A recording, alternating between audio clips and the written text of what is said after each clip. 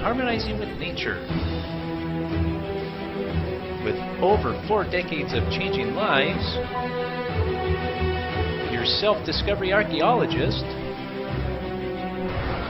get ready to be the best of you with your host, Beverly Zeimet. Hello and welcome to the Beverly Zeimet Show, where being the best you can be has just gotten easier. My guest today is Kathryn Wilking. She's calling in from Toronto, Canada. It's such a pleasure to have you. Welcome, welcome, welcome. Thanks so much, Beverly. I'm very excited to talk to you today, and I'm very excited about these cool backgrounds that you picked for us. I know. You know what? Let's talk a little bit about that, because you mentioned that you do some astrology and there's some meteorites coming into the world. So why don't we share with our audience what that's all about and how that kind of segues into what your specialty is Feng Shui. And Feng Shui, how cool is that? Yeah. I'm not an astrologist specialist. I'm a hobbyist in that, but I get all the news feeds that said, go outside and check this stuff out. And very exciting today that we booked a time. This actually is very auspicious that we're talking today on the 21st. The 2 and 1 together make 3. 3 is for growth and opportunity. So that's a fast number to have a show. So when you said which day would you like, Kath? I said, Tuesday's open. It's perfect. So wonderful. And also tonight and tomorrow night are meteor showers. And meteor showers coming in provide a different vibration for the planet as well, too. And it goes along with all this chaos that we've been having here, right? With the viruses and mass shootings and the planet's changing, the environment's changing, and all this other stuff. So there's definitely a shift here today. And I'm also going to tell you some of the greatest Feng Shui tips that I have that can help somebody shift, reboot, rejig, and get ready to embrace the new world that's coming up ahead of time. I don't know what it is, but sometime later in the fall. I know. It's going to be exciting, whatever it is. It's like... Now, just the unveiling. Oh, yeah. I mean... So this is very, very cool. It is very, very cool. It is very cool. And I think, paying attention again to what's going on around you in the world and what's going on next door and what's going on, across the pond and down at the equator and all over. It's like, because we're all in this together and talk about being a unit and being one, Wow, yes. What better time in humanity to be able to have this, and how closely related we really are, and how this time spent at home has brought the world into a closer unity, right? So how does that how does that connect with the feng shui of the planet, shall we say, right? Okay, I'm so excited. Okay. If I start talking real fast, I get really excited. One of the things that I wanted to talk about today leads right into that. It's talking about luck, finding your luck, manipulating your luck. And Feng Shui has that ability to shift the energy. And first of all, you have to go back to, I'm going to talk about way back when the nomads were walking around trying to find the nomads. I like it. And the best place to bury people, and the best, but they're doing all this research and following the stars and doing all that cool stuff. And they came up with 5 different things, 5 lucks. That looks really funny on this blue screen. 5 different ways that you could change your luck. And the first 2 really don't count in that point because, and I'll just give you the short speech on this. Okay. Basically, where you landed on the planet. Whether you're in a third world country, where you're first world country, whether you're in a war zone, when you're in different times of the history, that's one factor. And also the next one is your karma and your gifts that come forwards with you. So those first 2 lucks, in a nutshell, you can't do anything about it. That's your starting point in life. Makes sense. Starting point's a little bit farther on in the show here. But the next 3 lucks, you can consciously change your luck. So I'm going to tell you those 3 things right now. Okay. The first one is good deeds and compassion. And when I talk about good deeds and compassion, it's not giving handouts to everybody, but it's being cheerful, a smile, a word of encouragement, understanding people. And we've had discussions about why is it so hard for human beings to be compassionate to other people. And interesting enough, this big shift this last month and a half or so, people are opening up and they're getting way more compassionate of helping their fellow.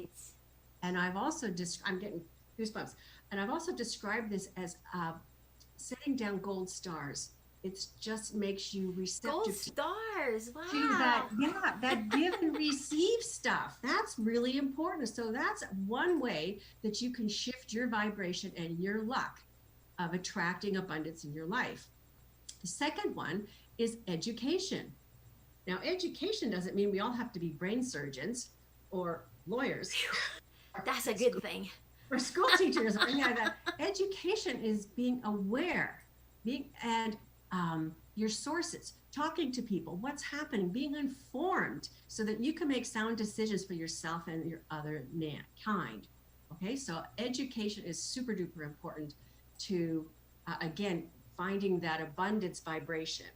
So we've got good deeds, we've got education, and the third one, believe it or not, is Feng Shui. Oh, go figure, right? Go figure. And it's a way of manipulating the energy to get the advantage, to get ahead. And I have a quote here from Wayne Dyer. Oh, I love him. I love him. I know. I found it yesterday. I said, I gotta say this one. Abundance is not something you acquire. It's something that we tune into. Oh, say that again. Say that again. Okay. Abundance is not something you acquire.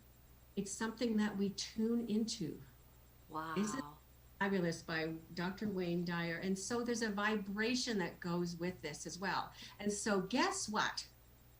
Everybody listening here, and you, Beverly, too, you have got a lucky day today because we talked about the numbers, we talked about the stars, and guess what? Our 3 things to manipulate good luck today: compassion, education. That's why you're on this.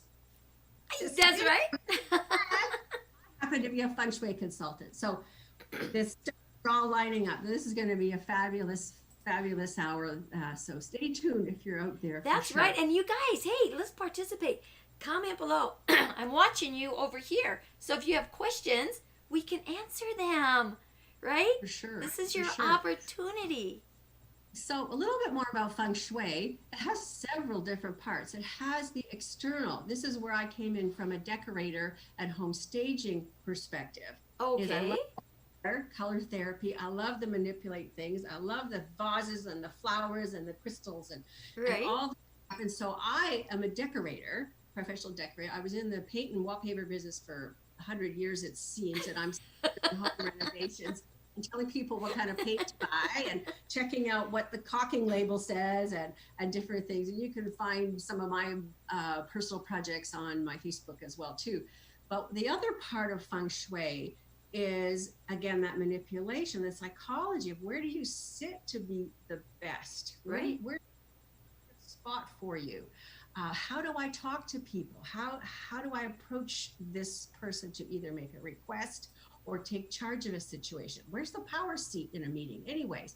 And so there's all kinds of these types of shifts as well too that work things out. But again, the shift happens. Everybody comes for the different reason, whether it be wealth and abundance, I need a new job, relationships, and different things. And so when you look at somebody with Feng Shui, there's different schools, there's different ergonomics could go into Feng Shui because that is moving the garbage pail. Well, it makes sense rather than having it on the other side.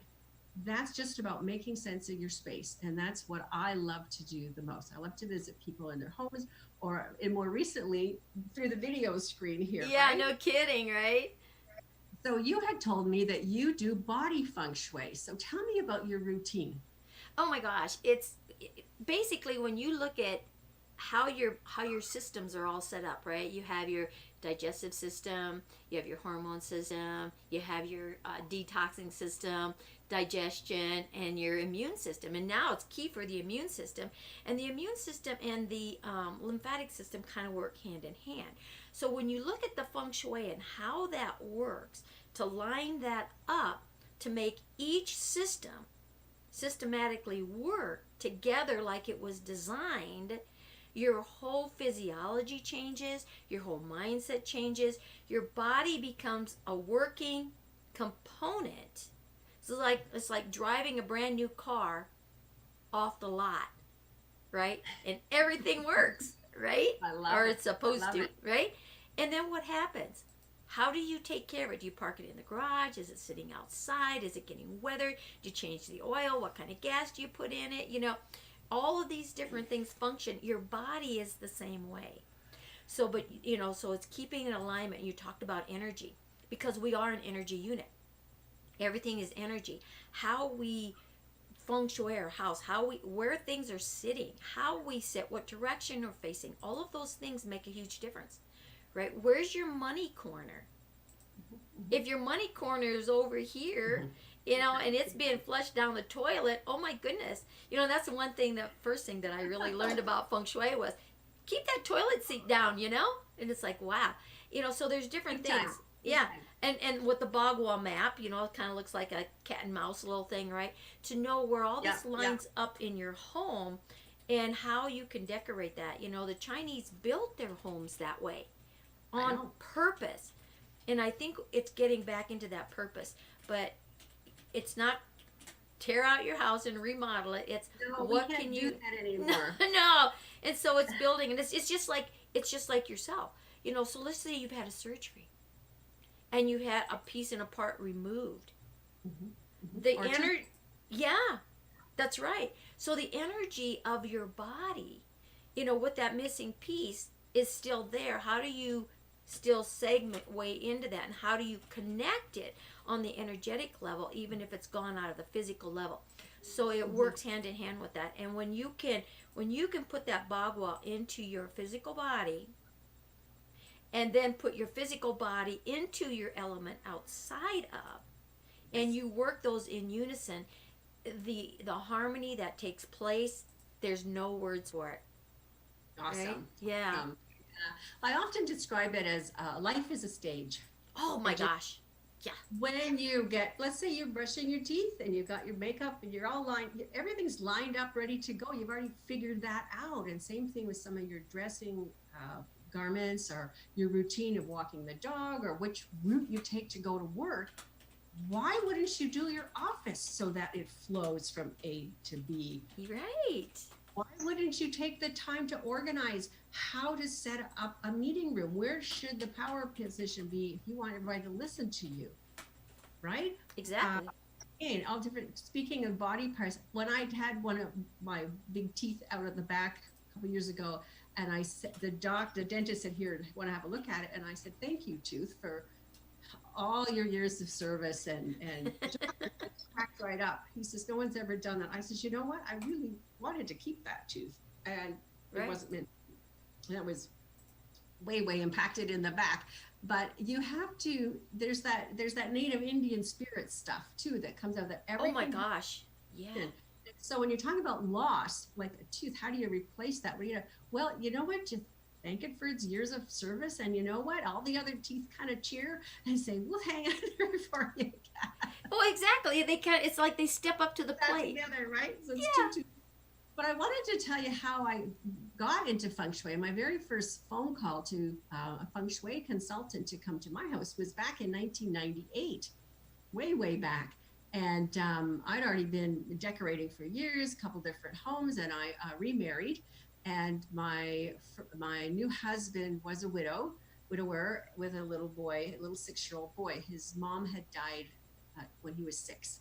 And that was just a real sad situation, in fact. And when we got together, we each needed a mom. My son needed a dad. This kid needed a mom. They needed brothers. It was a family, now it was a family of 4. That's beautiful. And it was, and we didn't have interference from other spouses. But the killer part, the awkward part was, because it was the little boy's mom had died, they didn't really get rid of all her stuff. Right. You would in a more of a tragic separation, for example, and all her stuff came into the house.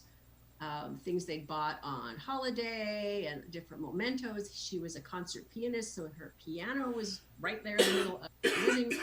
And particular musical instruments, jewelry, even if you're saving it for memorabilia things, all have a vibration. And it really was difficult for me to try and put the house together. For the first time in my life, almost 40 years old, I was stumped at trying to put this together. What should go up in the living room? What should, what put this together? And so that was my first call to a Feng Shui consultant who came in and told me a little bit about the Bagua from the BTV school, uses a Bagua, and where to kind of nurture our relationship as a new couple. Is different than nurturing a relationship for the family, which and private spaces. She explained a lot more about private spaces and public spaces or common areas. And so of course I'm going to let this little boy have pictures of his mom around the house, of course. Okay. And of course this has to be, but we put them in the right spots. Right. And that was amazing that the flow could work through the house. And my new husband, Steve, and myself, we could choose our own pictures together as a couple to hang in the common areas that were good for both of us. And so I was just sold, and I totally embraced Feng Shui to come into not only my personal home, but to help me help others to find that function and flow in their homes and then into their businesses. And so Feng Shui just seems to be expanding and expanding and expanding and becomes a lifestyle. That's the key word right there, Kathryn. It is a lifestyle. Everything that we do in life becomes that lifestyle, right? It becomes that habit. It's who you are. It kind of makes your personality, right? And Feng Shui, because of the balance, when you really understand the depth of what Feng Shui is, and that was such a beautiful story. So thank you so much for sharing. Because again, when you're coming in extended families, you're bringing things in to an area that already has things in existence. But to make it harmonize, and Feng Shui, because of the energy, can help that the whole Feng Shui thing, help it to harmonize these two families coming together as one. Right, and building and capitalizing on that, and not like taking like, oh well, all that stuff's got to go because that was your past, right? And I can bring my past in. I was like, no, wait a minute, let's right. There was a lot of compassion that went into those decisions for sure. Yeah. And then of course the little started taking piano lessons on his mother's piano, and that was the cycle starts to shift again, and the cycle it just becomes a norm. And it was just beautiful. But she was just amazing at that young age. But I was finding different books that were contradictory almost, and trying to figure out what school that I wanted to go in, because we talked again. You don't always get a choice which way your house is going to face. Right. Oh gosh, yes. They're already built, and unless you want to start over again. But working into office, the business and offices are an extension of the house. Right. And so you really do have to get your sleep. The master bedroom really needs to be done properly, so you get your sleep, and that again, making sound decisions. And of course, the kitchen and eating area, that's where you get all your nutrition. Right. Comings and the goings. So that's important as well too. And then of course, you're looking at this helpful people corner that people forget about. That interactions with the outside world are important, these give and takes. Then you have another one, reputation, your fame and reputation. What kind of a message are you leaving the people on the street? Yeah. Right? Are you the one that leaves the garbage pails out all week, just waiting for next week? Or are you courtesy enough to make sure they're not blowing all over the place? Right. There's little tiny things of just keeping yourself together and being courteous and aware of what other people are doing and thinking in that. And it's funny because again, we talked about lifestyle and being out a big space bubble of receptive for this good intake. Everybody asks me for directions. I must look like the smartest person in the whole world. I can't walk through an airport without somebody stopping me to ask for directions. And, you know, here, let me see your ticket. You know, there's people that don't understand or they can't read the signs. Or even one lady, she's on her way to the washroom. Are you going to stand here for a few minutes? She said, can you watch my stuff? I was checking my mail. I went, sure, whatever. And then I realized I'm standing here with this really a roller, a coat, one of the neck things, and she off into the washroom and left all her stuff. And I thought, wow, you know, that's a different vibe that you give off. And well, it is.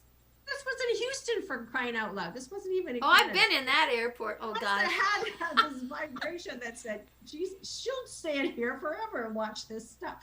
But it is a different type of a vibration. It is. It's that trust that you portray. You know, I mean, it's an ambiance that's in your energy. And people unconsciously pick that up and unknowingly a lot of times respond. You know, so Feng Shui isn't as far removed out of our realm as we think it is. Very logical. It's a natural thing, and a lot of times we do our natural Feng Shuis. Why? Because it's like, you know, that looks better over there. It just like feels better, right? And you move stuff around. It's like, oh yeah, now it feels peaceful. So you're automatically doing Feng Shui.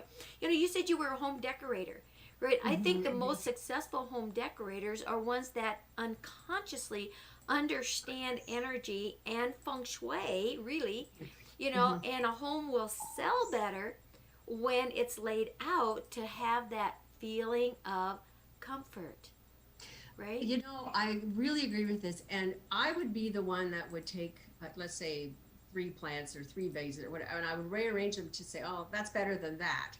But it wasn't until I studied Feng Shui that I knew why it looks better over here than over here, for example. And I find that I'm not coming into somebody's home with a big ego, like, oh, the color of the year is this, and this is what we have to do. You know, I'm going in with the logic that says an explanation. We really do need to move that blue couch to the other side because it starts to make a little bit more sense. And so that's really helped me tame down some of my more aggressive. Yeah. Let's do this, you know.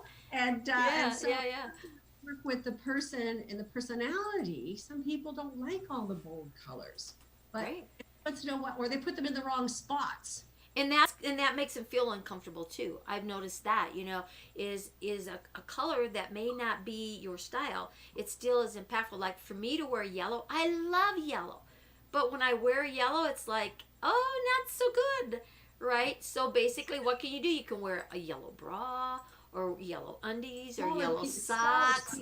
You know, and a scarf. You can wear an accent of it or however.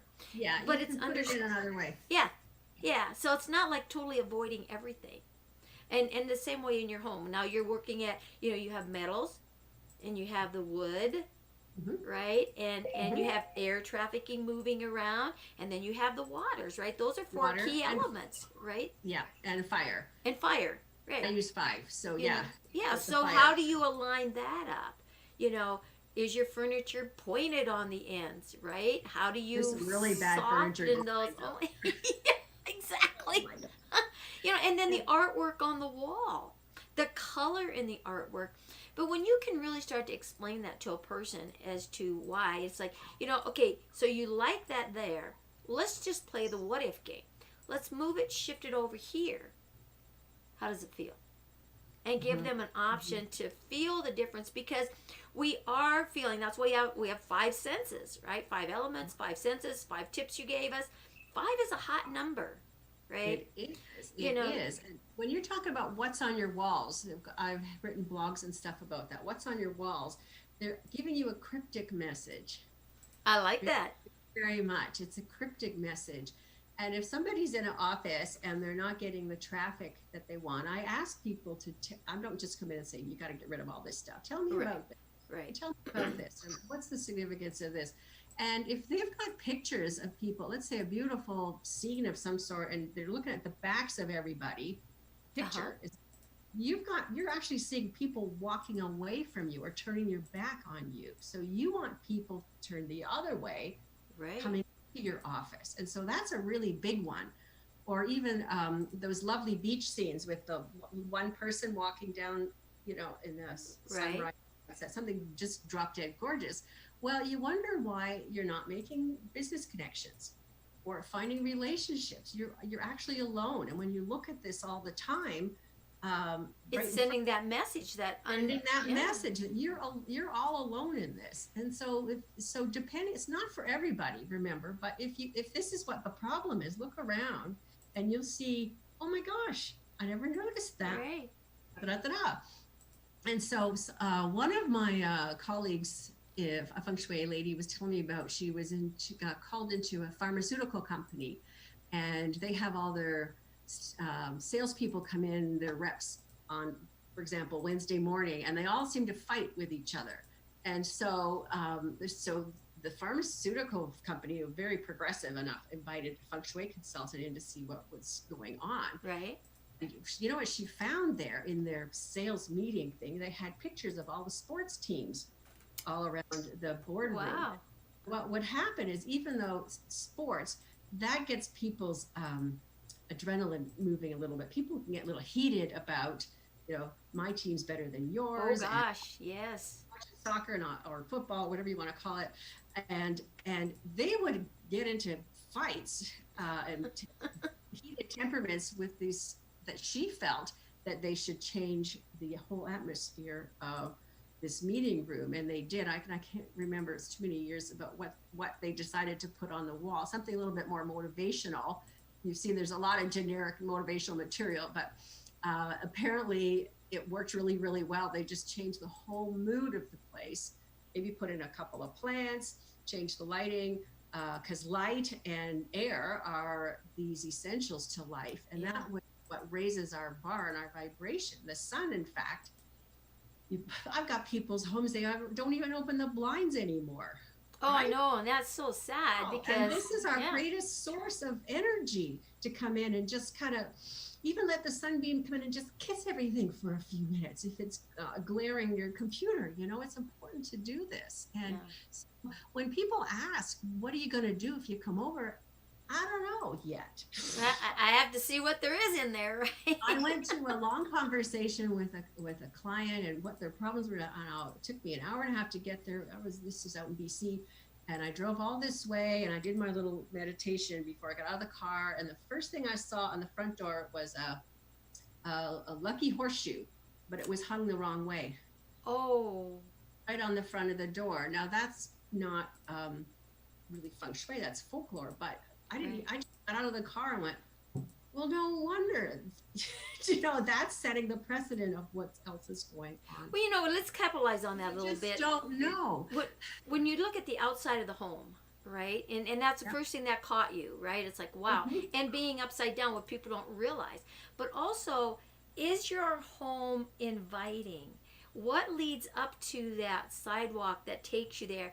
And the builders of these homes, what's the first thing you see when you drive? You see this big garage, right? And it's like, oh, not really welcoming, right? Because everybody, you look at the garage. How many people's garage? And comment below here if this is you. Is your garage cluttered? Front and center. Or is it empty? Can you actually park your car in there, right? Mm-hmm. So, again, you focus on how your garage looks, but it doesn't look inviting. Right? No, but some people set them up that way for some type of security, and they want that buffer from the family home. And so that sometimes it is planned, and yet you're correct. It's still part of the house, which means it still has to be organized and functional and however. Right. Now, my house, we've got a car in that takes up the air all winter because he doesn't drive it, and then we've got a canoe slot. My husband's refinishing the canoe, so guess what? My car is out in the driveway. So If you're married to or partnered with somebody who has extensive hobbies that take up space, or they're just clutter bugs, the secret to a happy marriage is not to nag all the time. Right. And set guidelines, and you can ask very nicely. And basically, is if he has the garage, he can keep it the way he wants it. But if I want something out of the garage, I better be able to find it. Right. And so same thing. But if it is going to infect our house, every once in a while, I can show them an article, or I can say, did you notice I moved this here and here and here, and here's what's happened. In fact, this particular house we've had for a year and a half, I keep doing all these feng shui cures for abundance. And he's getting all these great contracts, like tens of thousands of dollars worth of contracts. And it's like, okay, it worked for you. Now, a little bit for me now. Right. And it's really funny how this stuff all sorts out. It does. It does. Can I tell you my first attempt to have a wealth cure in my house? And it's really funny. We've got lots of time, if that's okay. And I've got, one of the things is to get real money or real things of wealth and display them in the wealth area. Sure. And then you do your 3 secrets, your mind, your speech, and your actions to put this together. I did this little wealth cure, it must have been 15 years ago. And I was thinking, okay, oh boy, this is a good week. It's a good number. It's a good, you line it all up. Yeah. And three interesting things happened right away. And the first one is that this promotion that Stephen had been delayed. I think finally it clicked in. Now, whether that was a coincidence or just kind of shifted things that, now's the time. This guy is ready for this promotion. And then the second thing was my husband won a gym membership. Totally forgot about filling out the little coupon or whatever. He won this gym membership. And I thought, okay, well, same thing. Why is the man of the house getting all this stuff? And about 2 days later, I get a call and I won 52 loaves of bread. Oh my gosh. I know. It was, I feel What like does somebody do with 52 loaves of bread? Oh my gosh. It was win bread for a year. And I remember standing at the Cobb's Gate, waiting to check out. They've got amazing artesian breads there. And I remember filling out the coupon and I didn't even put a blessing on it. Most of the time I do, if I really, really want something, I just do a little, and maybe I can win this. And I totally forgot about it. So what happened with these 52 loaves of bread, they gave me 52 coupons.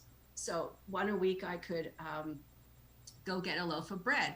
And so it's funny how it just timed with like, gee, I better cut down on my bread. That mentality that just says you're eating too much of this, once the two of us couldn't go through enough of bread. So I started giving out these coupons to the kids that were walking the dog or the neighbors or anything. And the big joke was, if you want a free bread, go offer to see Kathryn and see if she'll let you walk her dogs, and she'll give them a bread coupon. So what happened, abundance that I had cultivated to come in showed up in many different ways. And not only did these bread coupons bring joy to me, but I was able to continue to spread them the joy for other people. And I thought that was pretty funny to do that. So if you're praying for dough, be careful where you push that dough. That takes us into another little realm of the power of the spoken word, right? Be careful the words that you use, because saying language is taken at its definition, right? It's not slang in energy. It's real. So dough is bread dough or cookie dough, I must right? come out somewhere. I don't know how to use that to talk, but it came out somewhere that we were looking at cookie dough, or I know it was funny. But you don't say, darn it, I won, things that are I want cash in the bank. The point is that the idea was open the doors for wealth and abundance to come to the house, and it shows up in different ways, and we have to Just welcome for whatever direction it's every coming. one of them, because you know what, even the artisan breads were what, $5 or $6 a loaf. It was gold to everybody that I gave a coupon out to. Right, So, because it was probably something they normally wouldn't buy. or they wouldn't go to this particular store Right. in this. So you know, now, and after, you know, what you've Right. done is you opened up the door for customers, new customers coming in, right? And if they liked what they saw, they would come back, yeah, right? yeah. So it just rippled. Yeah, it does that ripple effect, you know. So maybe you don't get the abundance that you think you were, but hey, abundance is abundance, and it's being grateful for what is coming to you, and that's the whole thing. Exactly. You know, so if you question it, if you doubt it, you know, you're not going to get it, because the universe picks up on what that vibrational match is going to be. And when everything aligns, and that's what makes Feng Shui so unique, because it aligns everything for the universe to say, oh, bingo, look at this, is an easy one here. Whew, let's go, right? Yeah.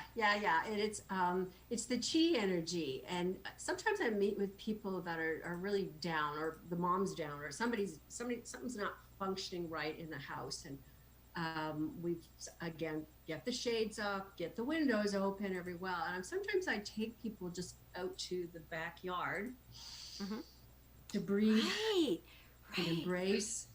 And there was this one place, there was a swimming pool there, and it was hotter than Hades. And I thought, man, we got to move some of this air. We got to move some of this air. We got, you know, this kind of energy. And I said to this guy, let's breathe. Let's bring it. Let's pull it up from the thing. And then I'm just gonna pull it out. It's got to come out. And you know what? The trees started to rustle in the backyard, and to bring this breeze into this pool area with this lady. And she looks at me and says, how did you do that? And I said, we did it together, right? We did it together. We just relaxed and believed, brought all this wonderful energy into the house. So that's pretty cool. Yeah, and it is energy, and the mind is very powerful with things like this. And I think a lot of us don't really understand that the power of the mind and the power of the energy forces that you have. So again, comment out there. What is your view on these things? You know, let us know where your belief system is and where it goes. Do you work with energy? What kind of energy do you work with? You know, if you look under a microscope, everything is vibration. Right? Everything is vibration. You know, so when you have an alignment, look at nature. When you can observe nature in its fullest, it is in pure harmony. It's totally balanced. So what can you learn from nature to bring into your home, right, and create that balance? So when you look at those 5 elements, the fire, the wind, the air, the metal, and the wood, right, you bring those 5 elements into your home. That's what's out here in nature. Nature will find a way to bring itself back into harmony when we as humans get it out of balance, right? Earthquakes are harmonizing, volcanoes, storms. They're regulating. Yep. Oh, major. What do you think is happening now with this whole transition of the world being in, say, lockdown or isolation or separation or whatever you want to call it? You know, it's a total movement, and I personally believe that part of this is the planet's way of saying, hey, you guys have messed up out here so much, we're going to get something drastic going on. We're just going to put all your little butts at home so you don't pollute me anymore, right? And I totally agree. The earth has had, it's like squeezing a big pimple. It just, yeah. That's it, you guys. No, another chance. Beverly, if it's okay with you, I wanted to share an exercise that goes right along. Let's do that. Let's do that. With reboot, re-cleanse, start over. And this is all part of my one-room rescue that I do with people that are kind of stuck. Now, I don't know what to do. I don't know what to do. Roadblock kind of stuff. And you're going to go into a mindset of clearing your space a little bit in order to take action. Okay, let's do this. And so what happens is, well, just as a fact, in our working life, we are probably going to be a salary, probably hit that $1 million mark at some point. Okay, even if it's you're making $50,000 a year, that's like, it's only 20 years of work. But we're going to get to that $1 million mark, and to look at that mark, I'm here square one right now. We're looking at that's nobody can reach that number, Right. but for the most part, we're in this little rat race. We have to work, right? What happens is we get bogged down. There's a learning curve. There's who do I talk to? How do I spend my money? If people are telling me what to do, that's why you can't move forwards. So one of the things I have my my clients look out is we're going to just do a virtual clearing. Okay? Oh, I like that. Well, we're going to talk more about virtual when you get done with this virtual clearing, okay? So we're going to take a big box. It can be any size box. I mean, any color you want is your box. My box is going to be purple because that's my favorite color. Oh, that's what mine is too. It's going to have rhinestones all over it. I'm going to collect all my stuff. So all this big learning curve from like way back. You know what? You grow and you learn and you put all this in here. And now you've got a bunch of naysayers saying, what are you doing that for, Kath? All right. Why are you living? Why are you with that guy? Or whatever the naysayer is, you put all that stuff in the box. You also put in courses and diplomas, and you put in, this is a lifetime of stuff here. Right. Thank you letters, good clients, other things that didn't work out. But you got this box of stuff that you're just kind of pulling from the air. Drop it in the box. So drop it all in there. Okay. It's big stretches, these big boxes. Oh, yeah, it just keeps getting bigger, right? Okay. Man, I didn't know I had so much stuff. It's getting bigger. I know. It's like cobwebs. Like, get it out of here. It's like, whoa, yeah. Get it out of here. But I don't want you to burn it or any kind of effigy, but this is your life. This is your life. Wow, take a look at that. It's like, oh my gosh, right? And so you know what we're going to do today? We're just going to put that on the shelf behind us, okay? Oh, okay. So we do that. We can go back there at any time.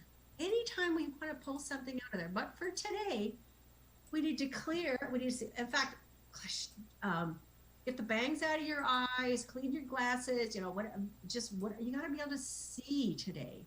All right. Again. So what happens is all of a sudden the air clears out. Yeah. Right now we can take a breath, have some water, get this. Okay. Have some water. You're all set here.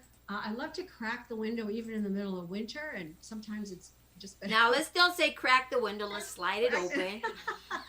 But you see, you're sitting here again. We go back to the very first thing I was talking about was finding your luck and how you can make changes. You're sitting on the edge of your chair. Okay. This is your new starting point in life. Yes. Okay. So before you stand up, right? Well, just review those 3 things I talked about: compassion for others and good deeds, right? Mm-hmm. Education, learn something, and Feng Shui. How are you going to make this work for you? What's going to happen? We're not going to talk about things like, oh, next week I got to buy a new pair of boots, or eventually I'm talking about go a little bit farther down the road, right? So you've got your first $1 million sitting in behind you. We could plan for that next $1 million. Yeah. Does that excite you? Could that possibly be? So let's think whatever your wow is, right? And right now, wow is going to be 6 months from now when everything's changed. What's going to happen over here? Mm-hmm. So before you stand up there to go, you have a plan, right? What's going to change? Something has to change between now and where you want to go. Mm-hmm. So you can't just wish. You can't just hide money in the buffet and hope it doubles for you. I can't wish upon this falling stars out here. We have a look at those too. Wish upon anything that you want to wish on. That's absolutely up to you. But before you get up there and say, hey, I want to go over there. I'm excited about this. Okay. What has to change? Something has to change. And if you're walking uphill, it's going to be a little harder than walking downhill. Let's face it. Right. So steps forwards have got to be done with confidence and assurance, with dignity, with positiveness, and you leave some of this stuff behind, right? because you're growing into a new person now. So what has to change? Do you need a new course? Should you get a new loan to help, pave this way through? Right. Do you need to find a partner? Maybe your networking group, you need to find another one. Have you outgrown that? Have you outgrown your coach? Have you, do you know who's going to be along the way with you? So when you stand up straight and tall and you've got it, and you're ready and you're walking into that next phase confidently. And this has got to go on a couple of times here, right? You have to remember how this works, and you're eventually going to get that next step, and maybe that next step. But things are going to start to unfold for you by using that formula. That's a great little way to do that. No, because a lot of times people don't want to disconnect from that past. So that's kind of cool where it's all in the box, right? And you can take a look at the things that are working and the things that maybe aren't working so good that, their time is up, but you're not quite ready to dump it. It's kind of like that clothes hanging in the closet. Like someday I might still wear that. I'm not going to throw it away. Or that little knick-knack that's sitting out here and it's like, yeah, I'm so tired of looking at it, but I'm just not quite ready to let it go. I know. Right? So you know what? So when people want to do a makeover, the idea is you just don't get all transformed and they push out into the world, right? It doesn't really normally happen that fast. You need a little bit of transition time. Right. So the evaluation of your stuff all floating around, making you dizzy and wondering what to do, we just park it for a little bit. Right, and then because we know it's there, we can go get what we use. Yeah, reference books. If you ever need them, they're right there. Yeah. And they're looking forwards. And so going forwards, this is why some people have trouble with their families, right? They grow in different, siblings grow in different directions. That doesn't mean other, just means that we're not going to work together. You're going to be a dentist and you're going to be a lawyer, and I'm going to work with colors and paints, and I'm going to be happy. Right. And it all works out. Right. And it's finding that passion, finding that true passion. Again, it goes back into the identity of you. Who is the real you to be that expression into the world, and how you perceive your outside and how you live. What is going on in your outside world, but more importantly, what's going on the inside, because the inside reflects the outside. So if you have chaos out here, you got chaos in here. That's inside. Yes. Right. So when you talk about, you can start over at any time. Exactly. There's always a new beginning. There's never an end. It's always a new beginning, right? It's always a new beginning, and every day is a new beginning, right? You can't change it. You can write your own chapter in life. I call them chapters. So whenever you've moved to a different town or you've taken a new job or whatever, that's a chapter. Yeah, a different decision from the norm, right? Is a new chapter. Yes. Right? What is it that you want different? Because this is what lays the pathway to your destiny. And again, you look at things that are going on in your body. Let's just say maybe you've got a few pounds more than what you want. Why are you carrying that excess baggage? What's the emotion behind that? Do you really want to let it go? You look at some of the different pain points, some of the dysfunctional things running on, out of alignment in here. Why are they there? What is their message? What would you have to do if that wasn't an issue? Because a lot of times, what would you have to do now, if this was gone? If my knees were in functioning and I could run and move and just go and I had no pain in my knees, what would I have to do different than what I'm doing now that prevents me from having to take those steps? And again, looking at that inside of who you are and where these dysfunctions are isn't always a pretty place to go. Right? Doesn't taste good. Doesn't look good. I've already dealt with that. I think I'll stick that in that box and park it over here, right? But again, stay focused, because this is your vessel. This is your vehicle. If your car has got a hiccup in it, if it's not starting like it should, or if it's chugging along, what do? You take it in and to someone who is a mechanical fix-it, right? Well, who's the mechanical fix-it here? Sometimes we go to the doctors, but again, do the doctors always know best? Does this mechanic always know best? We have machines, dialysis, machines where you can go in, you take your car in, the day of the backyard mechanic is gone. You got to go into this diagnostic center, right? And they plug it in, and boom, all this stuff goes, right? And it says, there's the problem, right? But we become parts changers. So what happens, even in the medical field sometimes, we become part changers, right? Or we become Band-Aid fixers, right? How do we do that with our own thinking, with our own processing? So you look at the feng shui of that. How do we put Band-Aids in our house, right? Maybe we would like to have this big mural or this big fancy couch or, this little knick-knack or whatever the case may be. But the funds aren't there. What do we do to compensate? How can we align with what we currently have to create an opening and a balance for that abundance to flow? Instead of piling on more stuff, we become a society of stuff, of matter, right? And we kind of associate that. Oh, well, I have 4 storage units, so I must be better than you because I have more stuff, right? Oh my gosh. And that stuff, believe it or not, energy, we talk about energy, all that stuff that you have in these storage units are weighting you down, right? So if your garage is weighting you down, or your attic is weighting you down, or that closet is weighting you down, right? What's happening in your home? And that's part of that feng shui. Even if you don't know the whole art of feng shui, you feel better when you clean your house. Exactly. Right? Yeah. When you start having a garage sale and all this stuff goes, it's like, oh man, I'm sure glad that crap is gone. Or you haul it off to, Goodwill or a charity center or something, It lightens your load. It does. Right?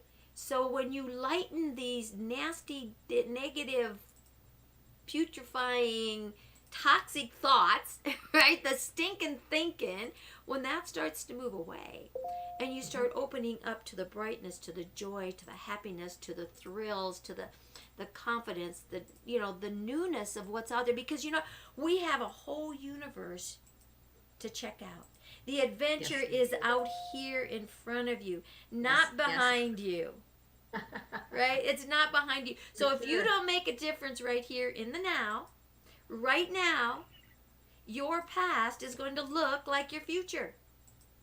Exactly. So it's up to you to make the other way around. Change. Yes. Yeah. Yes. Just clarify something. We'll just back up. It's okay to have collections, and it's okay to have a house full, and it's okay to have work in progress. Yes, we're always a work in progress. When I clean up, you could take a picture or have people over or whatever. But if I'm functioning, my desk has to have files open and stuff in progress. My husband's working on this canoe. He's not going to pack out all of his tools and things until he's complete, right? Until he's finished. And so if you've got collections and you love them and enjoy them, and you dust them and let them see light and air, just like books, you've got to keep the bookshelf moving as well too. Right. You've got to keep that good vibe. As soon as you close the door and say that's where the junk is, that's when you're running into trouble. So it's make a mess. You can quote me. You can tell your husband I said this. It's okay to make a mess as long as there's a plan to keep things moving and the job and move along again. And so when people say, "Oh, your desk must be immaculate," well, no, it's not right now. Oh, neither is mine. I'm looking at it and I'm like, oh my gosh. There's a few things that I'm going to clean up, but once a week, I try and clean up my email box, and I try and clean up the desk. And for the record, the horizontal spaces, they need about 50% clear in order to have air circulation and opportunities to land. And Right. so that is a good rule of thumb. Is like, okay, the desk is full now. I need to clear about 50% of it so opportunities can find their way into my space. And like corners, a lot of people don't realize, the circulation in the room. So if you It's have a true, yeah. corners, if you hang something in that corner that the wind can blow, it moves and circulates things. So it circulates the energies. Stairways, I think, are probably the one of the worst nightmares, because most stairways, what, come straight down, open right to the outside door, right? And so everything in your house, all the stuff that you're trying to feng shui and balance, and your just goes right out the front door. So there's ways and techniques, and hey, get with Kathryn. Let her help you figure this out.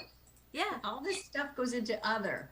What would you, there's guidelines, and then it goes into other, and we can find things with crystals or color. If you put mirrors and just different. If you put a picture over here, if you come in with a split entrance and getting hit every time, put a picture where that you'll notice so that your eyes won't go crazy. You'll go that way to get the normal way, or whatever way you want people to go, so they're not walking into this post, but they do that a lot. Entry, and it's crazy. And so I think everybody who's an architect should actually study feng shui, right? I do look at architects' plans. I have them send them to me, and I circle what I call, even stairs are hazards, right? They're prone if they're not done right, and if they're too close to an area, or arguing doors, a door that opens up and then the closet behind it opens up too. Those are called arguing doors.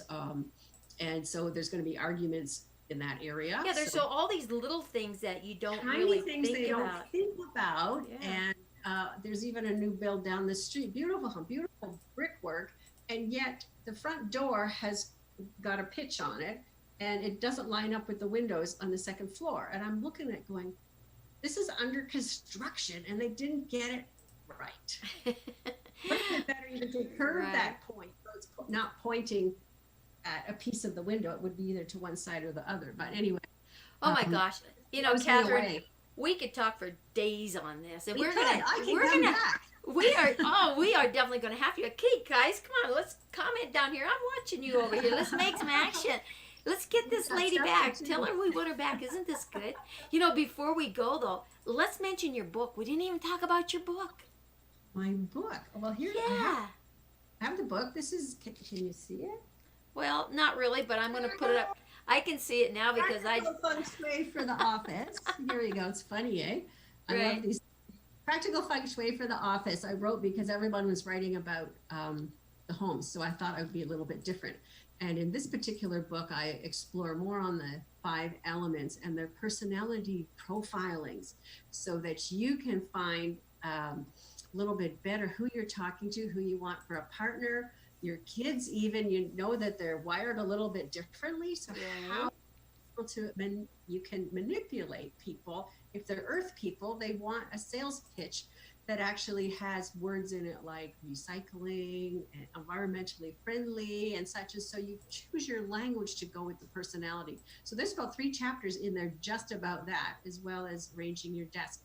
But what I have, if I can speak a little bit further about my one-room rescue, is pretty well this book all rounded up into a power rescue. And if you're interested in something like that, again, these days and times, it's time to get your office sorted out now, to get your priorities sorted out now, and so that you are ready to jump off into this new unveiling that's coming very, very soon. And so if you're interested in something like that, my one-room rescue, I've got friends and family discounts available for all of you that are listening today. So please. So where can they find this, Kathryn? Where can they get your book? KathrynWilking.com. I've got everything there. You can take a personality quiz. You can contact me if you like. You can get my book. I have another book called Savvy Secrets for Managers. And there's all kinds of resources on that site. But please, if you want to call me, Kathryn@KathrynWilking.com. I keep it real easy.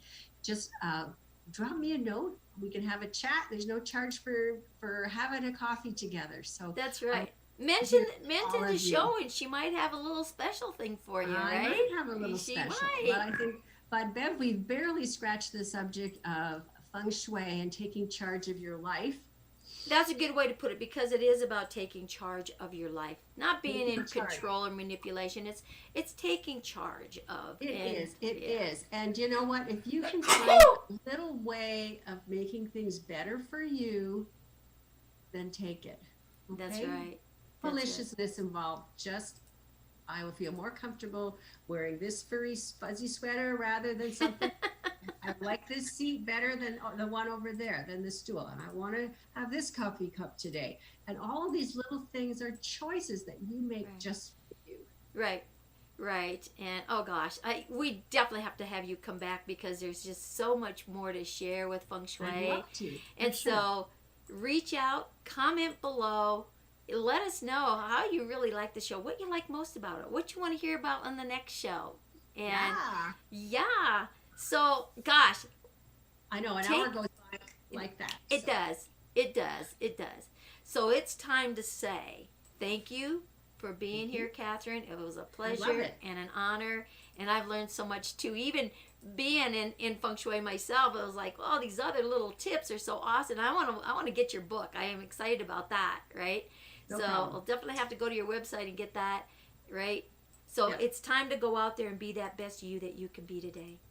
Stay Absolutely. tuned for what's coming in the next couple days here with the meteorites, right? Yes. And the energy that's going to happen. So, Kathryn, you and I are going to go out and be the best we that we can be today, and we will see all of you on tomorrow's show. Bye for now. All right. Big hugs to you all. Bye now.